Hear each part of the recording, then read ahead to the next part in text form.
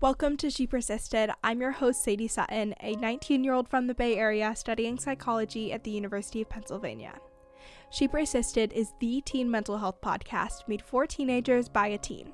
In each episode, I'll bring you authentic, accessible, and relatable conversations about every aspect of mental wellness.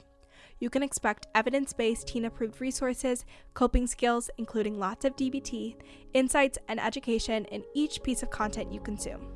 She Persisted offers you a safe space to feel validated and understood in your struggle, while encouraging you to take ownership of your journey and build your life worth living.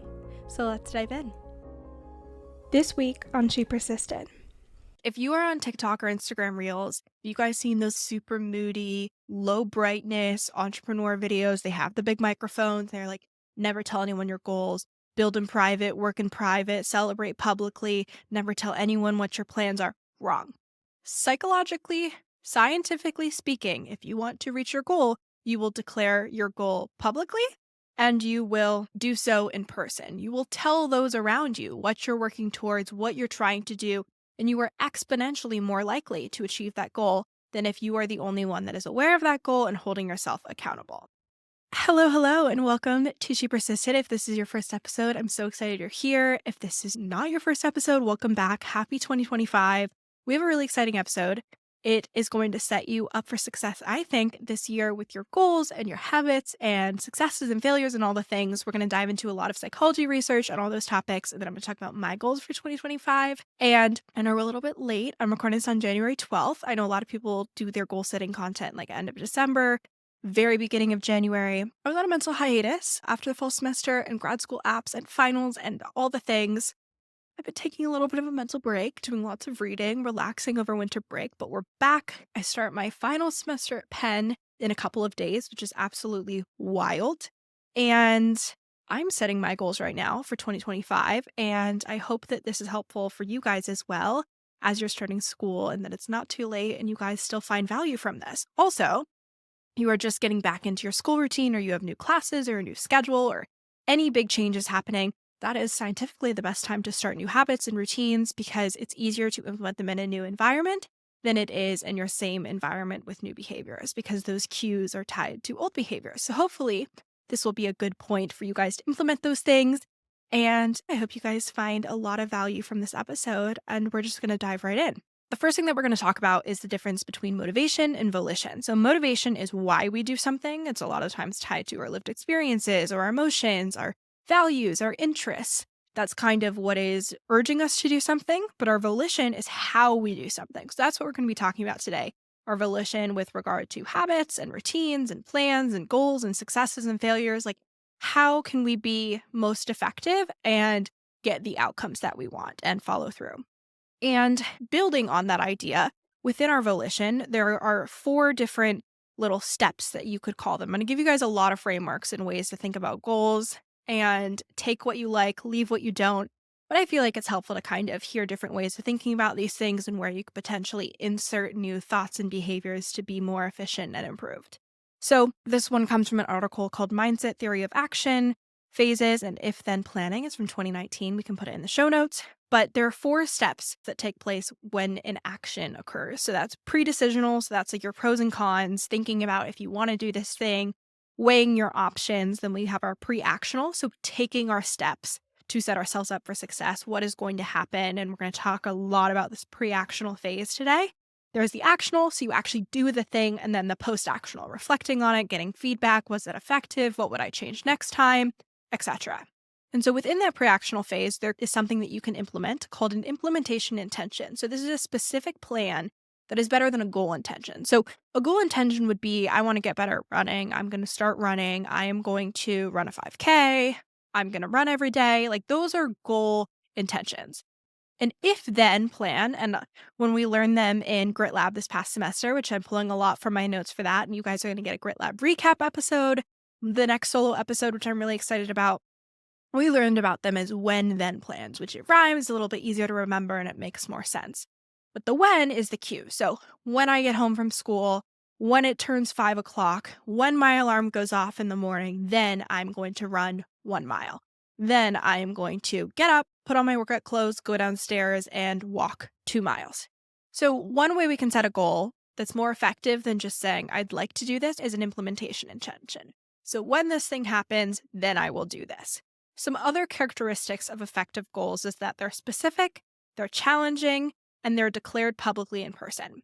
Which, if you are on TikTok or Instagram Reels, you guys seen those like super moody, low brightness entrepreneur videos? They have the big microphones. They're like, never tell anyone your goals, build in private, work in private, celebrate publicly, never tell anyone what your plans are. Wrong.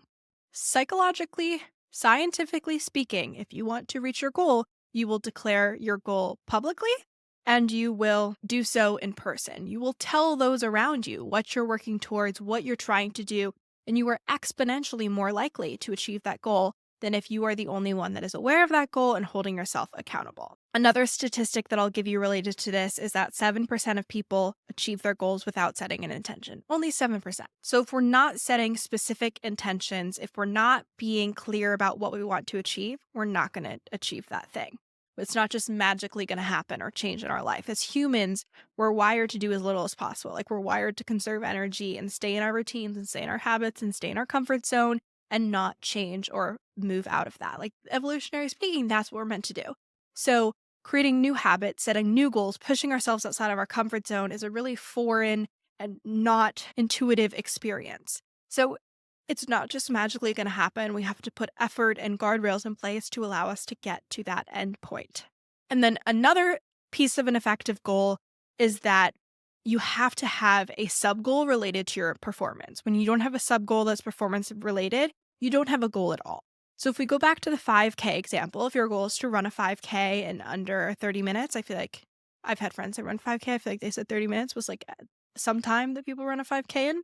I don't know. I don't run 5Ks. You will say, have sub-goals related to your performance. I will run a mile in under 10 minutes.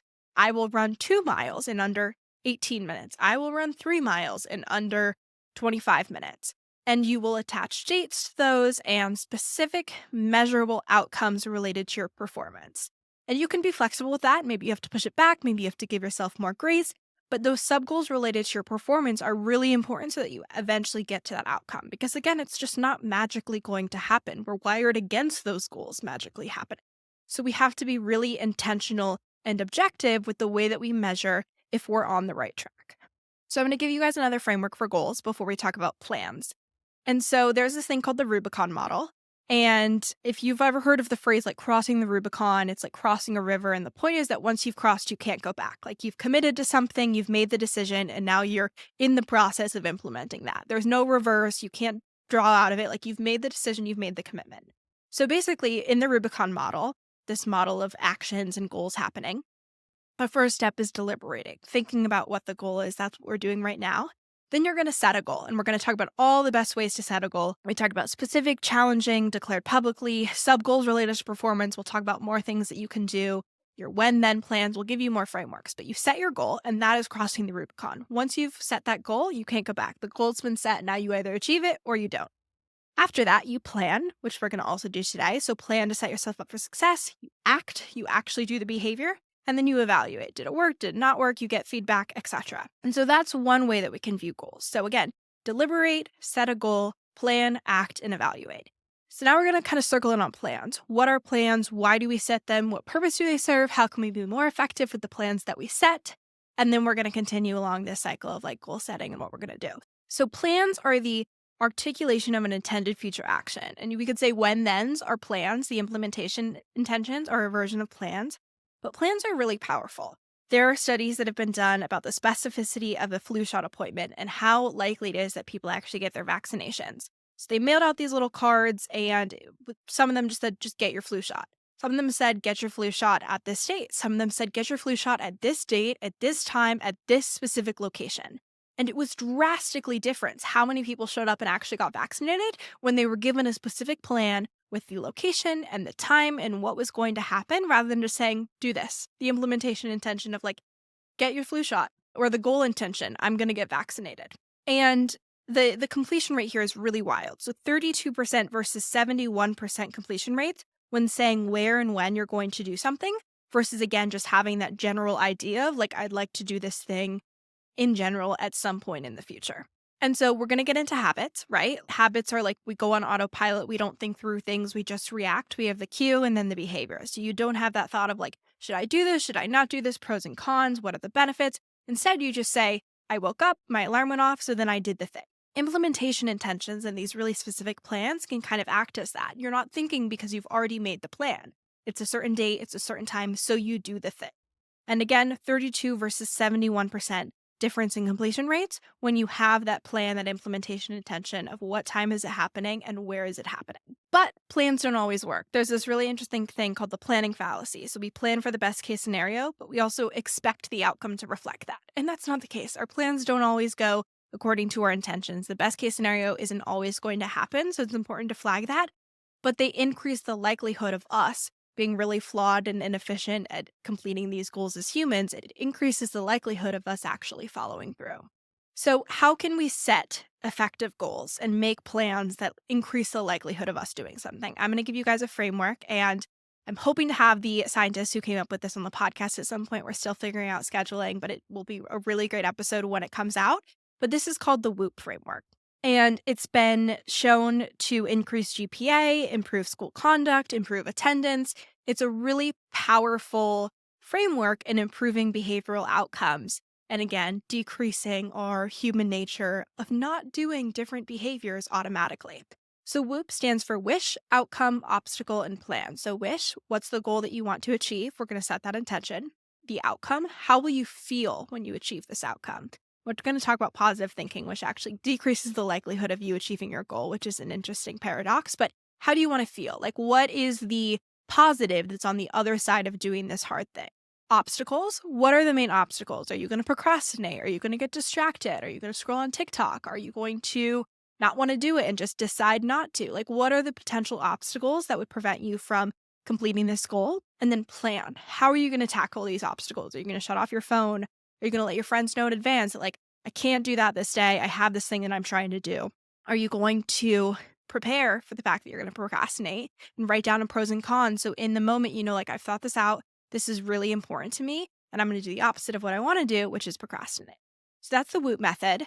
Effective, evidence-based, simple, and you can use it for almost any goal. I want to give you guys a couple little facts, things to be aware of when it comes to human psychology and goals that I think can be helpful when you're creating these WHOOP goals and we're just generally structuring our plans and what we hope to happen. So the first is the importance of examples and models.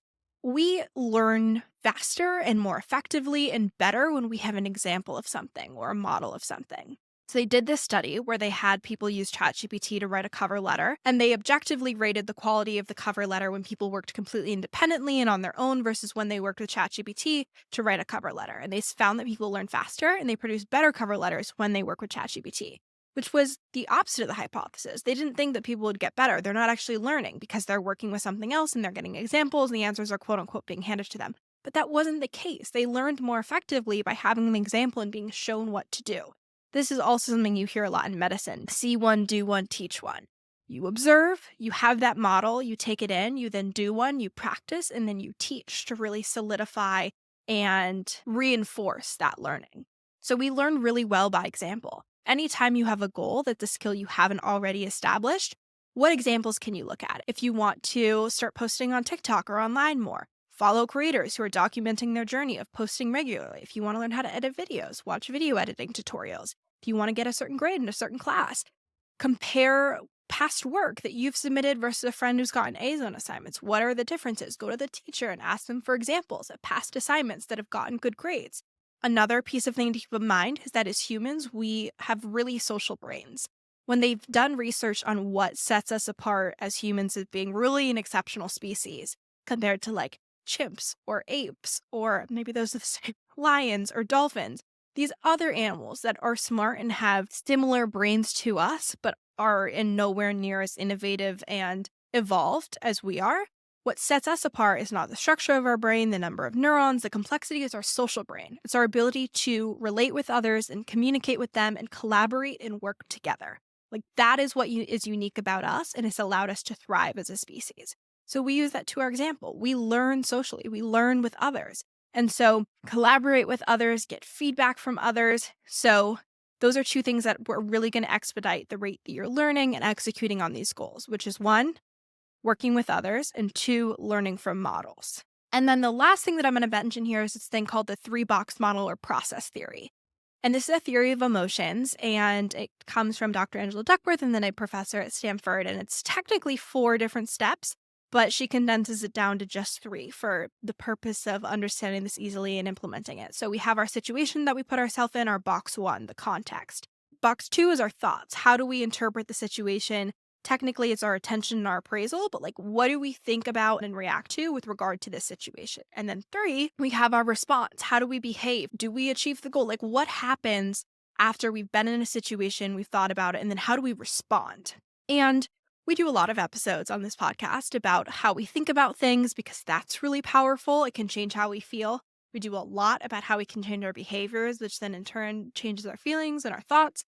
But for the purpose of this episode, I really want to emphasize that box 1. And this is one of my biggest takeaways from this class, which we're going to again do a recap on Grit Lab, and you guys are going to hear all about this.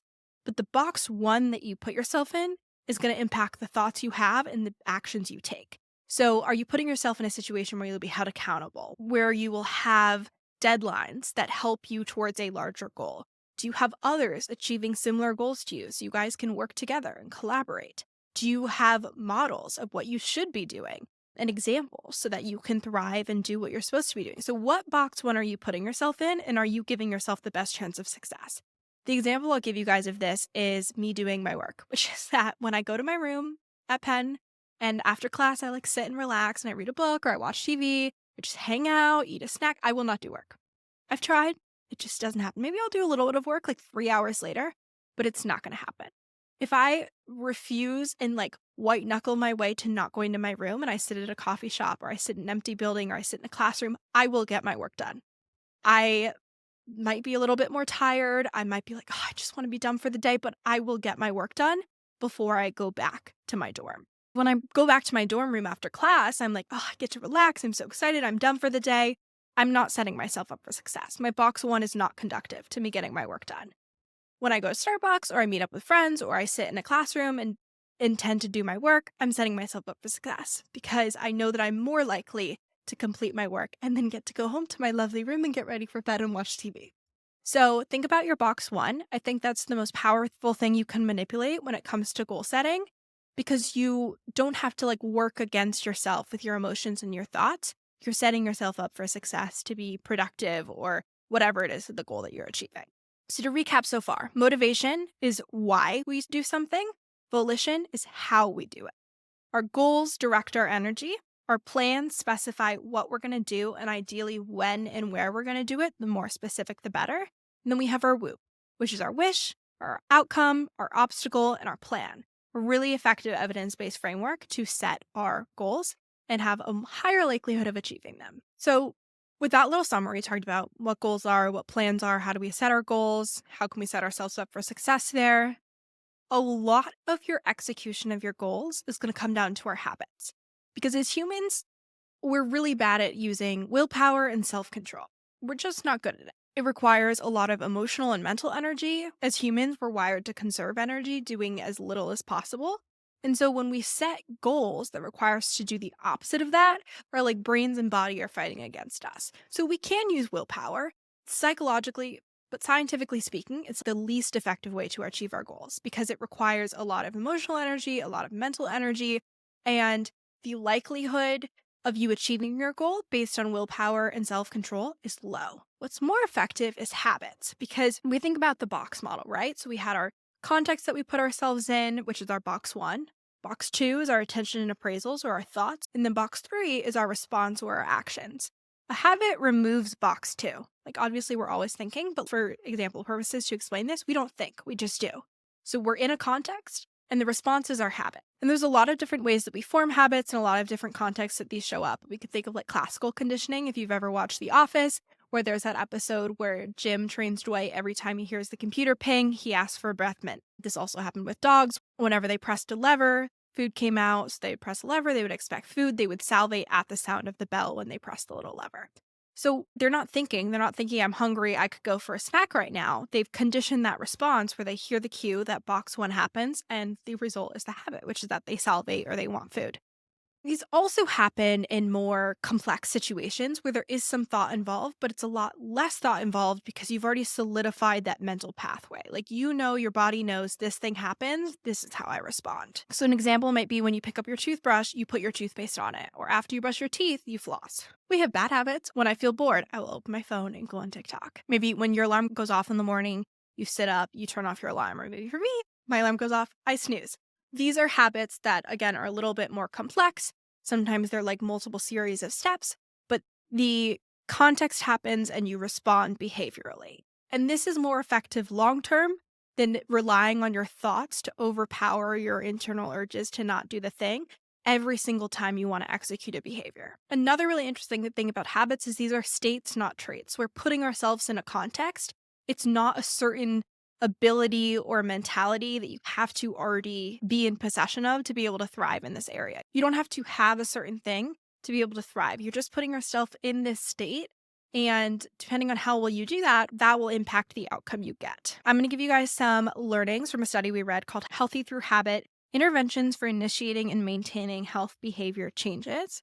So improving health promoting behaviors, things like working out, eating healthy, etc., and how different interventions increase the likelihood of people engaging in those behaviors and maintaining them long term. So the findings were that interventions are not super successful long term. For short term behavior change, they work, like the first 3 weeks of January, but months and years down the line, they're not that effective. But breaking bad habits and forming healthy habits simultaneously, that's what leads to long term outcomes. So when we're setting our habits, we're not just like, I'm going to implement this new intervention, I'm going to start this new thing.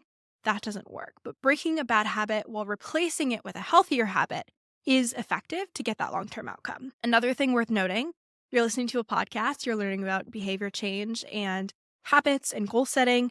Knowing about something does not lead to behavior change. They've done a ton of research on educating people that like vegetables are good to have. They contribute to your health. This is something that is a health promoting behavior. It's good for you. You'll get these outcomes. Doesn't lead to people eating more vegetables. So just because you know something, just because the knowledge is introduced and you're now aware of it, doesn't lead to behavior change. So take this episode with a grain of salt, actually implement it, or it's not going to magically work. And like I said, willpower is really ineffective, and they found that in the study as well, which is that healthy behaviors are a result of habits, not willpower.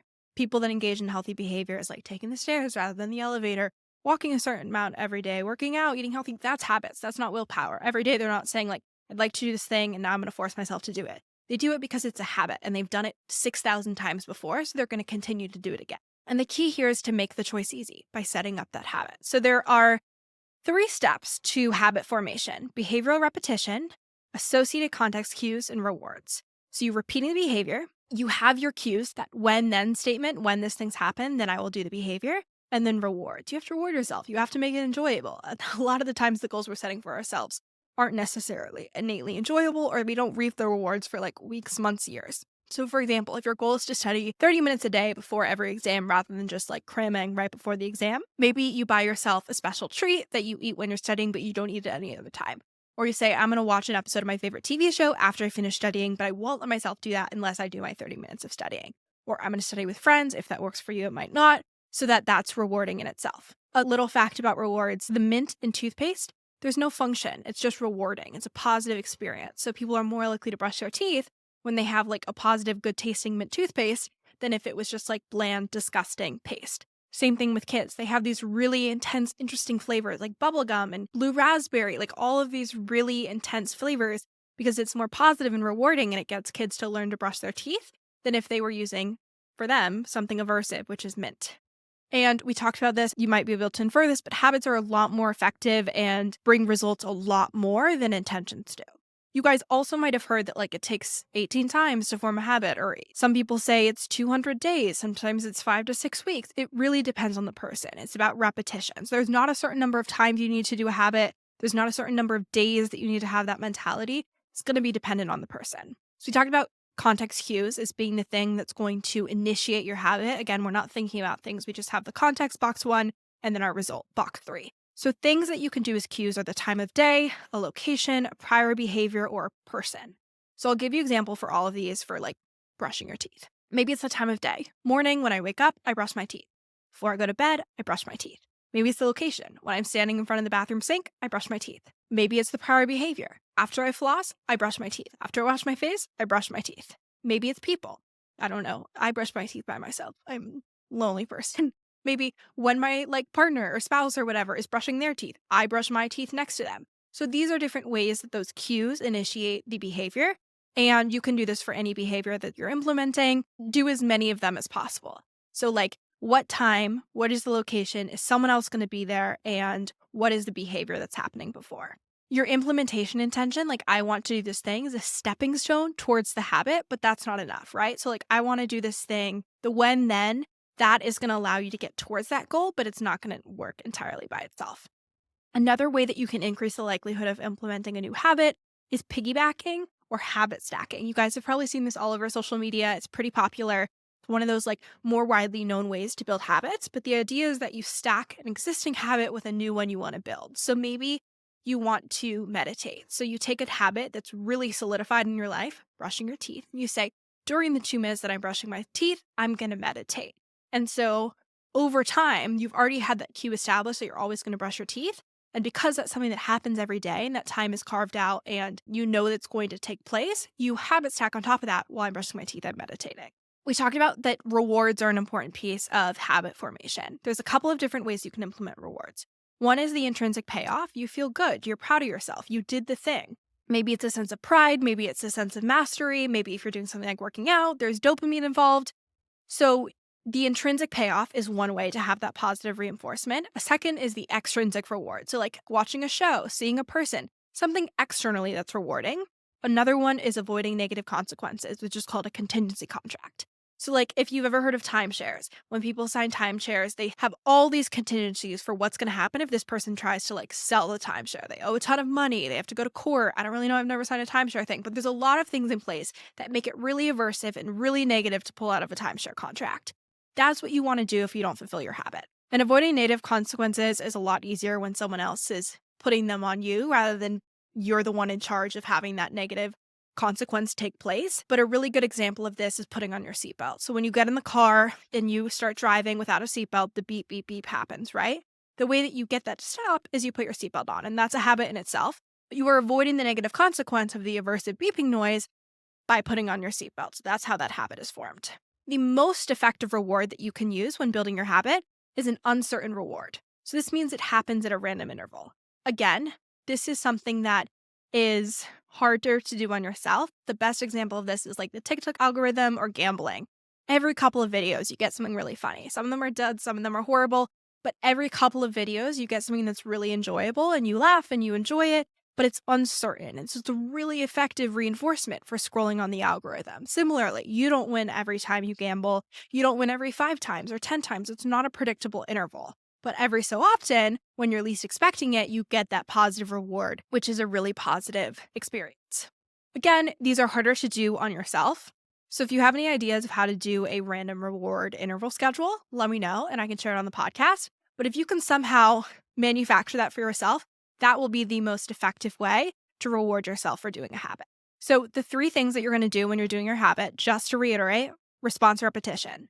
So when you have the cue, you do the response, you engage in the habit. You need to have a certain number of repetitions. It's different for each person, but you have to have enough repeats of your habit for it to actually solidify. The second is the stable cues. You have to have the same cues every single time. Again, we talked about location, time of day, prior behaviors, peoples. Those have to be consistent and stable so you know what to expect and you train yourself. And then uncertain rewards. Again, you could use other rewards because those are easier to implement, but the most effective way to have a habit and form it quickly is uncertain rewards. So we talked about a couple minutes ago how it's not as effective to just introduce an intervention. It's best to break a bad habit and replace it with a good one. So for example, when I try to scroll less on TikTok, I say, I will not scroll on TikTok. Instead, I will watch an episode of television. Is this great? Is this perfect an intervention of no being on screens? No, but it's better. It's less engaging. It's less stimulating. It's a step in the right direction. So ways that you can break habits is cue disruption. So removing, for example, the time of day, the people, the location, the behavior. I talked to you guys about how not going to my room after class makes me a lot better about getting all my work done before bed. Another one is environmental reengineering. I told you guys at the beginning of this, having a new schedule, having a new routine is the best way to start new habits. This is because you're breaking old ones. So a new location, a new routine, a new schedule best time to break an old habit. And third is vigilant monitoring and inhibition. Vigilant monitoring is literally just telling yourself, don't do it.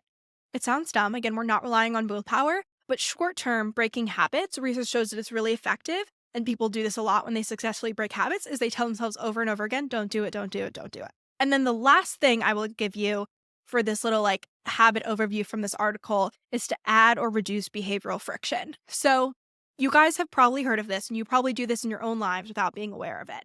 But an example of this is the screen time app, right? So you are increasing behavioral friction that when you go to open TikTok, you have to type in a password, or you have to click 1 more minute, 15 more minutes. You're increasing the number of steps and the amount of energy it takes to engage in the behavior. You can also reduce behavioral friction. For example, if you're trying to work out in the morning, sleep in your workout clothes. You're reducing behavioral friction. You don't have to wake up in the morning and go through the energy of picking out your outfit and getting dressed and getting ready. Nope, you wake up, the outfit's on, you can immediately work out. So increasing or reducing behavioral friction, again, as humans, we're wired to conserve energy. Making yourself do more to do the thing, you're less likely to do it. And doing less makes you more likely to do it. Another little fun fact I'll give you about habits, moving into more general things, they're not a personality type that's associated with your ability to build habits or maintain habits. It's not people that have a certain trait or think about things a certain way, but people vary with how much dopamine gets released when they engage in certain behaviors. So people that have an insane amount of dopamine released when they gamble, that's going to be a stronger solidified habit than people that have no mental response. So what gets in the way of us achieving our goals and following through with our habit? A lot of the time, it's our willpower and our ability to do the actual thing, right? So we have this conflict between the easier choice, probably the more enjoyable one, and the habit or the goal that we've set for ourselves. You're working uphill. I want you to remember when you're setting goals and habits, give yourself some grace here, because you're literally trying to tell yourself, do the worst thing, do the less fun thing, do the harder thing. It's hard. It's not easy. And so give yourself a lot of grace, a lot of praise, a lot of reward, because it's not easy to build new habits, and your entire body and mind is wired against it. But the piece of advice here is to instead, going back, we said this at the beginning, change your box 1, not your box 3. So your box 3 is your willpower, right? Trying to get yourself not to do the behavior. Box 1 is the situation you're putting yourself in that would result in the behavior at all. So again, if I don't go back to my room before a certain time, I'm not even in the position where I have to exercise willpower and say, you don't sit in bed and scroll on TikTok, do your work instead. I just have to do my work because I'm sitting in a random classroom with my laptop. So again, change your box 1, not your box 3. Don't rely on willpower. Put yourself in a situation that sets yourself up for success. But I'm going to give you guys a couple of tips for how you can increase your willpower if you need it. Again, I wouldn't recommend relying on this. It's not super effective long-term. It's not efficient. But in those moments where you're I can't do this, I really don't want to, here's what you're going to do. The first thing is to deploy your attention. So pay attention to other things. A lot of you guys have probably heard of the marshmallow experiment. They did this at Stanford a number of years ago where they had 3-year-old kids sit in a room. They gave them a marshmallow and they said, if you wait 3 minutes and don't eat this marshmallow, you'll get 2 marshmallows. And the kids that waited and used willpower, they had better outcomes long term. And there's a lot of drama with this study because they were kids of Stanford professors and that already they're more likely to have positive outcomes, whatever. We can discuss it a later time. But basically, they observed these kids and they found that the older kids looked away from the marshmallow to increase their willpower. If they weren't looking at it, they didn't have to mentally say, don't eat it, don't do this, I'm not supposed to do this. The kids knew. They said, if I don't look at the marshmallow, I'm not going to remember as vividly that it's there. So we don't have to exercise as much willpower. So distract yourself. Listen to music, think about something else, watch a show, do something that takes your attention away from the thing that you want to do. Another thing that you're going to do is psychologically distance yourself from the situation. So you're literally going to imagine yourself in the situation from third person. This increases your emotion regulation. This comes from Ethan Kross, who's an emotion researcher. But what you're going to do is instead of being first person, being should I go to the gym? Should I not go to the gym? Pretend you're in a movie. Imagine looking at yourself in your room or at your desk, wherever you're sitting when you're making this decision. And imagine yourself going through the motions and doing the pros and cons. You're going to regulate your emotions more effectively, you're psychologically distanced, and you're more likely to engage in the positive behavior. The next thing that you can do is to change the situation or environment. So there's a number of ways you can do this. One of this is game theory. Imagining that you're playing a game within yourself, you're in a war against yourself, And the goal is to beat temptation. So you're using tactics to like outsmart yourself and increase your willpower. Again, gamifying things is really effective in getting us to get our results. So imagine like you're at war with yourself, and what tactics can you use to not get yourself to engage in the thing? Another study that showed the impact of changing the environment was that the further away kids put their phones when they're studying, the higher their GPA was. So whether it was on the desk next to them, whether it was in their backpack on the floor, was it in the other room, was it not even on them when they were at the library, did they leave it at home? The further their phone was from them when they were studying, the higher their GPA was. But there's also this really challenging paradox where people know that they should change the situation, but they just don't.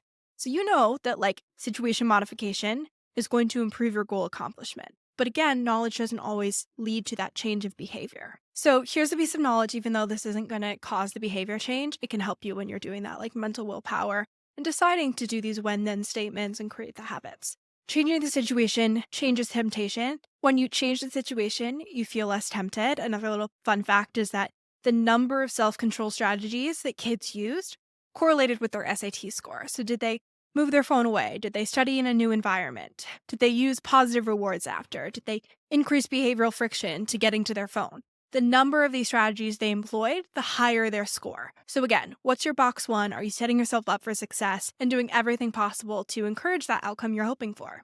So here's your little habit summary, and then we're going to talk about my goals for this year and habits I'm trying to create. So habits circumvent the thought box, box two. So you go straight from your situation to your action. Consistent rewards are more effective. Your routine should be as habitual as possible. So taking out the thought process as much as you can, trying to implement systems rather than just doing it and exerting that mental willpower because it's really not effective. And statistically speaking, if your goal or habit requires doing something that requires a lot of attention and thought and focus, doing it in the morning, statistically, you'll have less distractions than if you do it later in the day. So if you're trying to study or learn a new skill, if you can, if you have the schedule flexibility, do that in the morning at the beginning of your day rather than at the end. So your little summary is that you always have an easier, more enjoyable alternative to doing your harder habits. We can use strategies to target the context that we put ourselves in and the thoughts that we'll have or the lack of thought so that we can influence the behavior or the outcome. And again, habits are autopilot in response to our cues. So we intentionally make and break them. And I gave you guys a bunch of tips and tricks and skills that you can use to implement new habits when breaking old ones. So there's your habit 101. I hope that was helpful. And I hope you guys have a bit more information on how we can set goals, how we can set plans, how we can actually follow through with those using habits. And then we're going to talk a little bit about my habits and goals for 2025. And I will want to hear what you guys are working towards. So send me a message, comment on Instagram, leave a comment on here, and keep me posted. I'm really curious. So my ongoing goal and routine and habit is always my sleep. I'm not a good sleeper. It's been a problem since like middle school. It's somewhat physical. I have an Oura ring and I've never gotten above like an 85. Above an 85, you get a crown. I've never gotten a sleep crown and I've had my Oura ring for 3 years. My average every year is in the 60s. I'm not a good sleeper. I'm always tired. That is where I can use improvement. And we talked about how our goals need to be something that we can control. So I'm not going to set the goal of I'm going to sleep better. I'm doing things that are more sleep hygiene based. So one of my biggest goals this year is to get up at the same time every day with a little bit of variation, but generally within 1 hour. And I'm going to like give myself grace. It's not going to be something crazy like 6 a.m. or 5 a.m. The earliest classes I have this semester are 10:15. So my goal is that throughout the whole semester, I'm going to get to the point where every single day, 6 out of 7 days of the week, I am up by 9 a.m. And that is regardless of what time I go to bed the night before. Because when you sleep later and you keep snoozing, then it's harder to fall asleep that night. And then it just becomes a whole recurring cycle that it makes it really challenging to break. So my goal for myself this semester and this year is to wake up consistently 6 out of 7 days of the week, give myself a little grace by 9 a.m. One of my biggest walls that I hit as far as habits and routines and all of these things that improve my mental health is my sleep and daily productivity. I find that when it's hard to fall asleep, I stay up late, I sleep in later, I end up behind on things, I'm napping during the day, I then can't be productive and get what I need to get done, and then I'm stressed, and I'm staying up later because I'm stressed. It's a recurring cycle, and it leads to so much unnecessary anxiety and overwhelm that's really preventable with a consistent sleep and daily routine. Magic Mind is a really cool framework for looking at this and these basic foundational principles that we need to maintain to be able to thrive. They are sleep, diet, exercise, stress management, and exogenous compounds. And all of these contribute to mental wealth. So investing in our habits so that we can increase our emotional baseline, improve our resilience so that we're less susceptible to mental health challenges when we do struggle with one of those pillars. For me, the biggest two is definitely sleep and stress management. And one of my favorite hacks for this is Magic Mind. They just came out with sleep shots. I've already been using their focus shots for years at this point. It is a great natural alternative to increasing caffeine or other supplements to improve your sleep and focus. You can use both shots for 24 hours of mental performance. Sleep shots help with better sleep, and focus shots help with daytime clarity. Their sleep shots have made such a difference in my nighttime routine and increasing that cue of it's time to go to bed, it's time to relax and wind down, and having an easier time falling asleep at night. I love the Magic Mind mental performance shot during the day. It really helps with focus and clarity and decreasing stress. I'm not a huge caffeine person because I'm really mindful of how it impacts my anxiety. I will do 1, maybe 2 cups of coffee at the very most. So this is a great alternative because it has matcha and natural herbs that help decrease stress, increase your sense of calmness, and improve your mood. I pair it with my iced vanilla latte in the morning, and it's the perfect duo, especially on a heavy class load day or if I'm feeling extra stressed or overwhelmed. You guys know I'm big on research. They've developed this over the past 10 years with hundreds of iterations for the perfect formula. There's over 200 studies behind every single ingredient. I definitely recommend trying, and you can target 2 really important parts of your mental health routine, your sleep and then your daily productivity and focus. They're offering an amazing deal, which is 45% off the Magic Mind bundle. You can use the link in the show notes, which is magicmind.com/shepersistedjan. Again, that's magicmind.com/shepersistedjan. Make sure to check out Magic Mind Performance Shots and Sleep and their new bundle in the show notes. Another goal is one that I've been doing for a couple of years now, but I again have the Oura Ring, and so I track a lot of my behaviors like my sleep and my activity, and I found that when I get above like 7.5 thousand steps, I am out and about and doing things and generally being productive. It doesn't necessarily mean that I have classes that day or I'm getting an insane amount of work done or I'm working out, but it means I've been around campus. Maybe I went and got coffee. Maybe I saw a friend. On class days, it meant I was like walking to and from my classes. It's a good predictor that I physically have done something with the day. So 6 out of 7 days of the week, I'm aiming to get 7.5 thousand steps. And because I live on campus and things are like a little bit spread out, not too bad, but like I can easily get 7.5 thousand steps if I'm going to class or just going somewhere throughout the day. It's an achievable goal, but it also is a predictor that routine-wise, I'm in a good space mentally. So that's another goal for myself this year. I am constantly, it's not even an uphill battle. There's no reason for why I don't post on TikTok more, do more short form videos, or why I'm not on stories more often. I just don't do it. And I really, really want to get better at it. Every single year, I'm like, I'm going to post on TikTok more. I'm going to do a series. I'm going to edit videos. And a lot of this comes from the fact that I do a lot of social media management and video editing for other people. I have social media clients that I help them on their podcasts and their platforms as part of my social media agency that I run. So by the time it gets to She Persisted and this other content that I'm just making for fun, it tends to be, I'm more burnt out. Like there's not enough energy to expend. But I have to think about the box 1 that I'm putting myself in there. That's not a great box 1. I'm setting myself up for failure. So my goal is to post at least 3 TikTok reel short form videos a week and do stories at least 3 days a week. And that can just be like 1 or 2 slides. It can just be showing up and sharing with you guys the new episode. But the box 1 there that I'm going to give myself so I can be more effective is to plan out the prompts and do those the week before. It's going to be related to the insights and analytics of what's performed well in the account in the past. And it's going to be related to what I'm already talking about in the episode. So I'm decreasing the friction, like I know what I'm going to talk about, decreasing the mental load, and then time-wise, I'm going to do it when I'm getting ready in the morning. Because it's engaging for you guys to watch. It's a habit that's already happening, which is that I'm getting ready for the day, doing my hair and makeup, and I can just talk to the camera while I'm doing that. And so I'm reducing friction, I'm decreasing the amount of energy I'm expending by planning the prompts, and I'm making it achievable, which is like 3 days a week, which I can do. So if I'm not posting, get mad at me because this is an achievable goal that I'm making very easy for myself. So I can do it. Another goal that I've been working on is running. I am not a very athletic person. I love walking. It's like one of my favorite things. I'll walk around campus. I listen to my Taylor Swift. Love it. I want to be able to like run a mile and not be dying. I'm okay at it. I have to be like, oh, this is horrible. I can do it. I like watch the mileage go down on the treadmill. So before break, I was pretty consistent doing a run a couple days a week on the treadmill. I would walk and then I'd do my mile of running. I'd be really out of breath. And so I want to keep doing that. So I'm going to say once a week, I'm going to run a mile on the treadmill. I feel like that's realistic and achievable. And I have to do a couple of weeks of my schedule to determine what day will make the most sense to set myself up for success. So I'm going to set a time. The location is going to be the gym in my building. I will set the time and the day so that I can be more effective with that goal. But that is another goal that I'm setting for myself. And then the last goal that I'll share with you guys is like exposure therapy related. We've done episodes in the past on exposure therapy. I think it's something that everyone could benefit from implementing in their life, especially if you're a young adult, especially in social situations. Whenever I'm like uncomfortable or feeling some avoidance in any social respect, I try and do a little bit of exposure therapy. Whether it's talking to people in line when you're grabbing a coffee, making friends in class, getting someone's number to ask them a question about an assignment, those types of things. I try to do one of those like every week-ish where I'm pushing myself outside of my comfort zone. I'm building those social relationships. I'm building that skill set.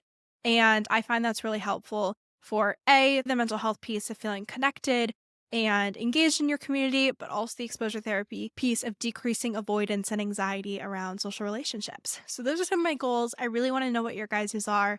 Leave a comment, DM me, all the things. If you guys enjoyed this episode, share on social media, leave a review. It really helps out the podcast. I also would love to hear what you guys want to hear about on the podcast this year.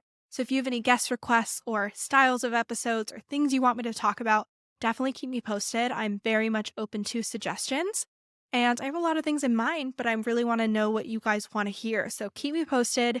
Give me all your ideas. And with that, I'm going to hop off. And I hope you guys have a great start to your spring semester in 2025. And you got this. Bye. Thank you so much for listening to this week's episode of She Persisted. If you enjoyed, make sure to share with a friend or family member. It really helps out the podcast. And if you haven't already, leave a review on Apple Podcasts or Spotify. You can also make sure to follow along at She Persisted Podcast on both Instagram and TikTok, and check out all the bonus resources, content, and information on my website, shepersistedpodcast.com. Thanks for supporting, keep persisting, and I'll see you next week.